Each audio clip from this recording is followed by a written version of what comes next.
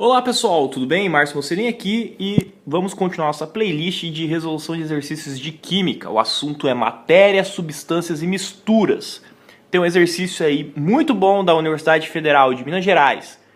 Vamos ler juntos? O gráfico ao lado, esse gráfico aqui, representa a variação de temperatura observada ao se aquecer uma substância A, uma determinada substância A, durante cerca de 80 minutos. Então você tem um gráfico temperatura, que está em graus Celsius, por tempo, que está em minutos, e o seu gráfico tem esse comportamento aqui, ó.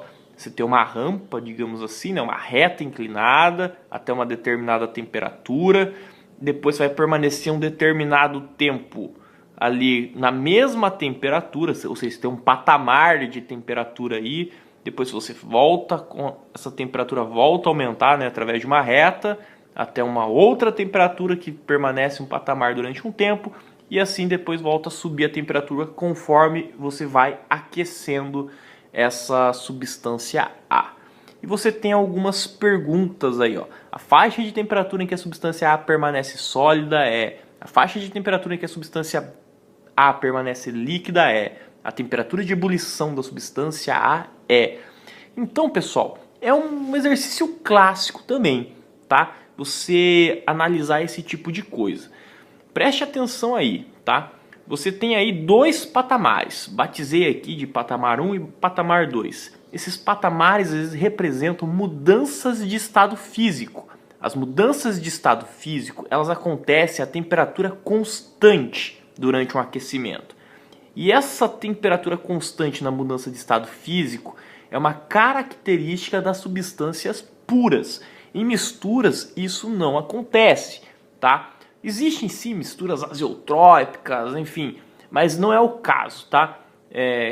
Tanto o ponto de fusão como o ponto de ebulição permanecerem ali constantes durante a mudança de estado físico é uma característica que nos mostra, que nos indica que aquilo é uma substância pura, ok? Então o ponto 1 e o ponto 2 representam esses pontos de ebulição e fusão. Eu tenho que saber qual que é qual agora.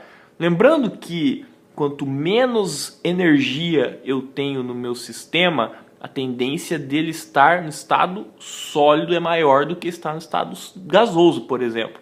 E a energia está muito associada ao grau de agitação das partículas, né? O grau de agitação das partículas está muito associado à temperatura do meu sistema, ou seja, quanto menor a temperatura do meu sistema, mais para o estado sólido eu estou. Então, esse patamar 1, ele nos indica a mudança do estado sólido para o estado líquido. E o patamar 2 indica a mudança do estado líquido para o estado gasoso, correto? Então vamos lá, sólido, líquido e gasoso, perfeito.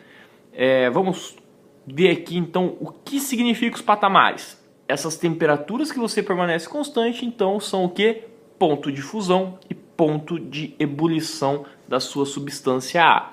Então ponto de fusão eu posso afirmar que é 20 graus Celsius, pois foi a 20 graus Celsius que você teve a mudança de sólido para líquido. E o 40 é o ponto de ebulição, porque foi essa temperatura que você teve a mudança de líquido para gasoso. Respondendo o item A, então, a faixa de temperatura em que a substância A permanece sólida ela estava sólida de 10 a 20 graus Celsius. Depois ela teve a mudança de estado e foi para o líquido. Então, de 10 graus Celsius a 20 graus Celsius, você estava sólido, a substância A. O item B, a faixa de temperatura em que a substância A permanece líquida. Ou seja, desse ponto até esse ponto aqui, foi de 20 a 40 graus Celsius.